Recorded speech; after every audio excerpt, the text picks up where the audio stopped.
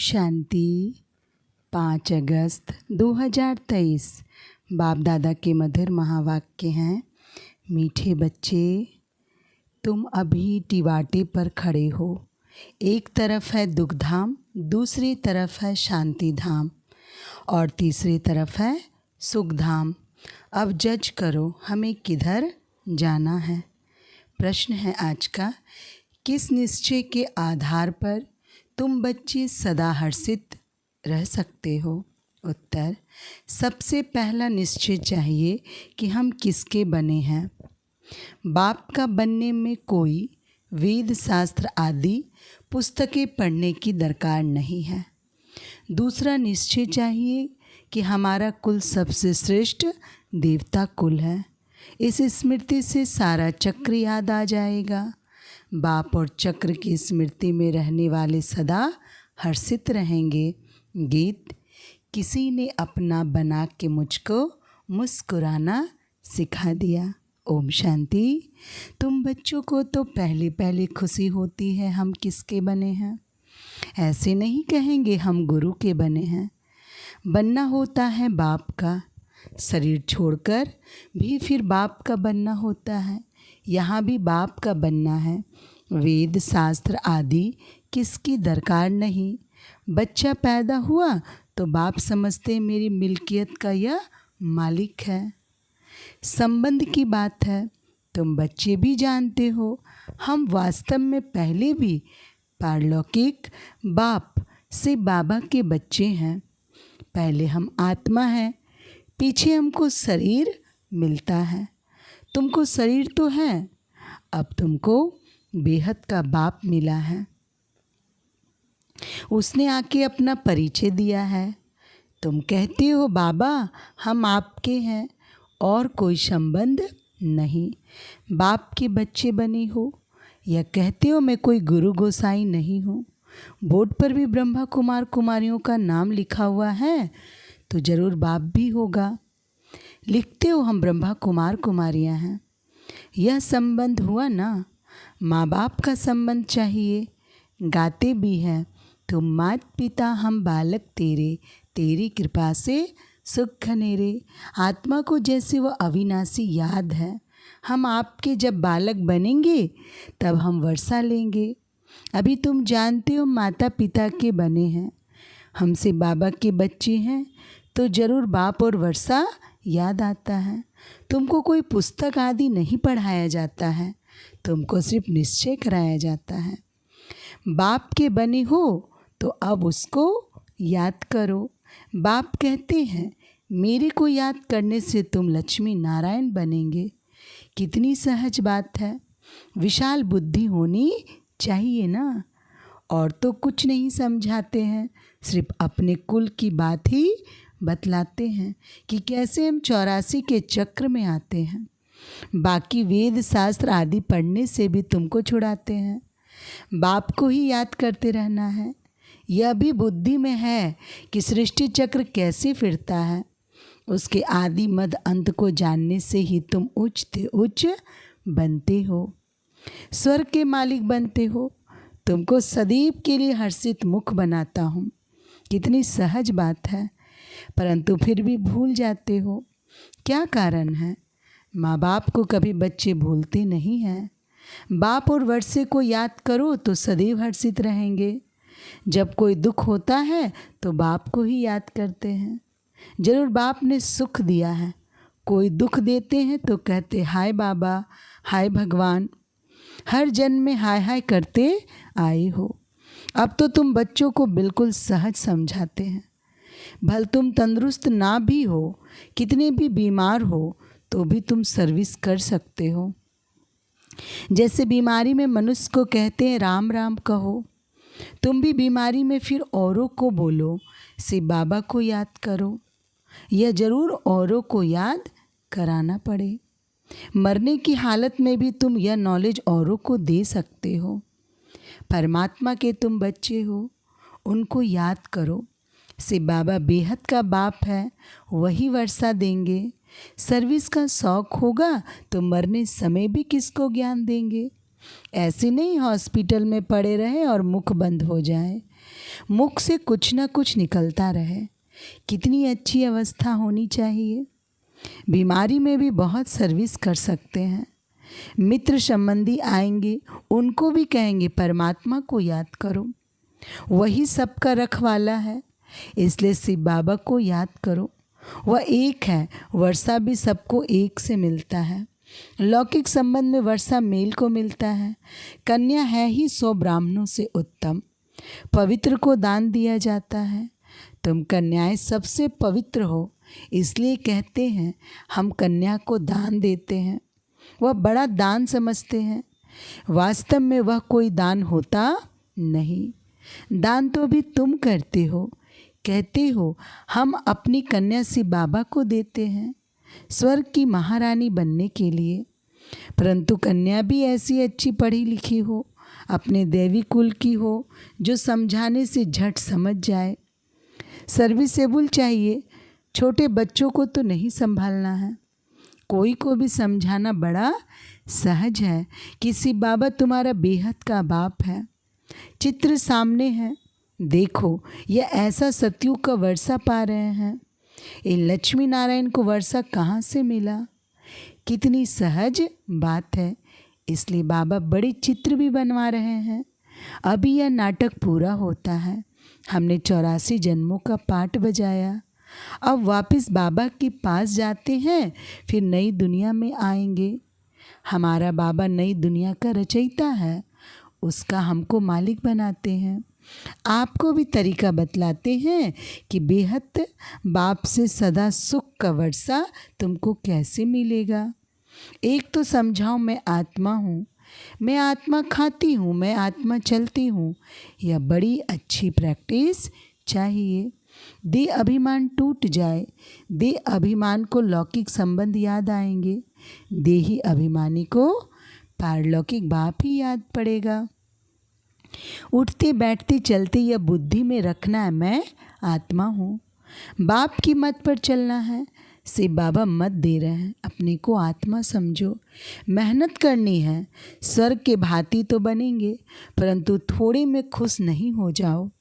भल स्वर्ग में तो आएंगे, परंतु पक्के मातेले बनो। मातेला उनको कहा जाता है जो बाप दादा को ही याद करते हैं। दूसरा कोई याद पड़ता है तो वो सौतेले हो जाते हैं। बहुत है जिनको दोनों याद पड़ते रहते हैं। यह बाप है अविनाशी स्वर्ग का वर्षा देने वाला। यह भी कुल है, वह भी कुल है। उनसे तो दुख ही मिलता है, बाकी अल्पकाल क्षण भंगुर सुख का वर्षा मिलता है। अब बुद्धि से जज करना है हम किस तरफ जा रहे हैं और किस तरफ जाएं, लौकिक तरफ व पारलौकिक तरफ। बुद्धि चलती है पारलौकिक बाप के बनकर हम क्यों नहीं स्वर्ग तरफ जाएं। लौकिक संबंध से जीते जी मरना है। पारलौकिक बाप का बनने से स्वर्ग का मालिक बनेंगे। यहाँ तो नरक के मालिक बनते हैं। अब आत्मा कहती है बुद्धि को कहाँ जोड़ें, अपने शांति धाम सुख धाम में जाएं या यहाँ जाएं। वास्तव में यहाँ जाएं या उठना ही नहीं चाहिए। यहाँ तो जन्म जन्मांतर रहे हैं। अब तो हम पारलौकिक बाप को कभी छोड़ेंगे नहीं। यहाँ तुम बच्चे सम्मुख बैठे हो, तुम्हारा लौकिक संबंध कोई है नहीं। बुद्धि कहती है हम तो बाबा के साथ मुक्ति धाम शांति धाम जाएं। सवेरे उठ ऐसे ऐसे बैठ विचार सागर मंथन करना चाहिए। बैठने से बड़ा मज़ा आएगा। अब किस तरफ जाना चाहिए? नरक तरफ क्यों जाएं? यह माया बड़ा धोखा देती है। अभी तो तुम्हारे पास एम ऑब्जेक्ट है, अभी तुम किनारे पर हो। जानते हो इस तरफ तो दुख ही दुख है, उस तरफ 21 जन्मों का सुख है। बाप कहते मेरे को याद करो क्योंकि मेरे पास आना है। माया कहती दुनिया तरफ जाओ। कहाँ जाएं? रास्ता तो मिला है। एक तरफ है स्वर्ग में जाने का रास्ता, दूसरी तरफ है नरक में जाने का रास्ता। टिवाटा होता है ना, 3 गली के बीच में टिवाटा होता है। अब हम किस तरफ जाएं? एक गली है मुक्ति की, एक गली है जीवन मुक्ति की और एक है नरक की। जैसे 3 नदियों का संगम है, 3 वाटिकाएं हैं, एक वाटिका में हम हैं। टिवाटे का मिसाल अच्छा है। अब कहाँ जाएं? नरक का तो विनाश होना है। यहाँ दुख बहुत है। अभी हम टिवाटे पर खड़े हैं, पीछे तो नहीं हटेंगे। दुख की गली से निकल बाबा ने टिवाटे पर खड़ा किया है। दुखधाम की गली से तो तुम जन्म जन्मांतर पास कर आए हो। अब बुद्धि कहती है मुक्ति जीवन मुक्ति तरफ जाएं। मुक्ति धाम में तो सदैव एक के लिए बैठना नहीं है। ऐसे नहीं हम पाठ से छूट जाएं, आए ही नहीं। पाठ से छूटना नहीं हो सकता, ड्रामा अनुसार आएंगे जरूर। तो फिर मच्छरों सदृश मरेंगे। इतना दुख देखा है तो फिर इतना सुख भी देखना चाहिए। ड्रामा में बाबा ने वजन ठीक रखा है। जिनका पाठ ही थोड़ा है, आए एक दो जन्म लिए या गए। अभी तुम टिवाटी पर खड़े हो, वह शांति धाम वह सुख धाम। अगर शांति धाम जाना चाहते हो तो शांति धाम को याद करते रहो। मुक्ति को तो याद करना पड़े ना। पिछाड़ी वालों को मुक्ति धाम में जास्ती रहने कारण मुक्ति धाम ही जास्ती याद पड़ेगा। तुमको जीवन मुक्ति धाम याद पड़ता है। स्वर्ग में हम जल्दी जाएं, वह चाहते हम मुक्ति में रहें। अच्छा, बाप को याद करते रहो, इसमें भी कल्याण है। निर्वाण धाम में रहना चाहते, सुख धाम नहीं आना चाहते, तो इससे समझ जाएंगे इनका पाठ नहीं दिखता है। तुम तो सुखधाम जाने वाले टिवाटे पर खड़े हो, पुरुषार्थ करते हो। मनुष्यों को तुम्हारा सच्चा योग पसंद आएगा। अच्छा, बाप को याद करते रहो, चक्र को भी याद करने की दरकार नहीं। यह ज्ञान सब धर्मों वालों के लिए है। समझते ड्रामा अनुसार जिन्होंने जितना लिया है वही आकर अपना पद ले लेंगे। मुक्ति धाम जाना चाहते हैं तो बाप को याद करते रहो। अगर चाहो हम सदैव सुखी रहें तो वहाँ सतयुग में शांति भी है, सुख भी है। जो जिस तरफ का होगा उनको वह वर्षा लेना है। सर्व का मुक्ति जीवन मुक्ति दाता तो बाप है ना। एक दो जन्म लेने होंगे तो इसमें ही सुख भी देखेंगे, दुख भी देखेंगे। जैसे मच्छर आया और गया, वह कोई अमूल्य जीवन नहीं कहेंगे। तुम तो सदैव हर्षित रहने वाले हो। तुम लाइट हाउस हो, खड़े हो, दोनों रास्ता दिखा सकते हो। चाहे मुक्ति धाम चलो, चाहे मुक्ति जीवन मुक्ति, दोनों को याद करो। इसमें शास्त्र आदि पढ़ने की कोई दरकार नहीं। कुमारियों लोग के लिए तो बहुत सहज है, क्योंकि सीढ़ी नहीं चढ़ी है। छोटेपन में पढ़ना अच्छा होता है, क्योंकि बुद्धि अच्छी होती है, कोई की याद नहीं रहती है। तुम सब कुमारियाँ हो, तुम्हें और कुछ करना नहीं है, सिर्फ पढ़ाई में लग जाओ, बस बेड़ा पार है। यह बातें बेहद का बाप ही समझाते हैं, जो फिर हमको स्वर्ग का मालिक बनाते हैं। चित्र भी है, हमको ऐसा बनना है। बाप कहते इस पढ़ाई से तुम सो देवता बनेंगे। अभी यह खेल पूरा होना है। मनुष्य तो घोर अंधियारे में पड़े हैं, तुम अब सोझरे में हो। बाप ने आकर नींद से जगाया है। यह बुद्धि को आत्मा को जगाया जाता है। बाप आकर जगाते हैं, जागो सुखधाम के लिए पुरुषार्थ करो। जो तुम्हारे कुल के होंगे वह आते रहेंगे, वृद्धि को पाते जाएंगे। तुम्हारी प्रजा कितनी बनती है तुम हिसाब लगा सकते हो? नहीं, कोई कितना सुनते हैं, कोई थोड़ा सुनकर चले जाते हैं, हिसाब थोड़ी निकाल सकते हैं।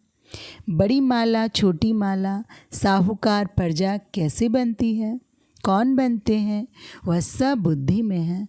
मुख्य सूर्यवंशी महाराजा महारानी कौन बनेंगे, फिर चंद्रवंशी कौन बनेंगे, कितनी प्रजा बनना है, सब बातें तुमको यहाँ बतलाई जाती हैं। सारी झाड़ अथवा सभी धर्मों के चक्र के बीच से कैसी टाल टालियाँ पत्ते आदि निकलते हैं, अभी भी पत्ते निकलते रहते हैं।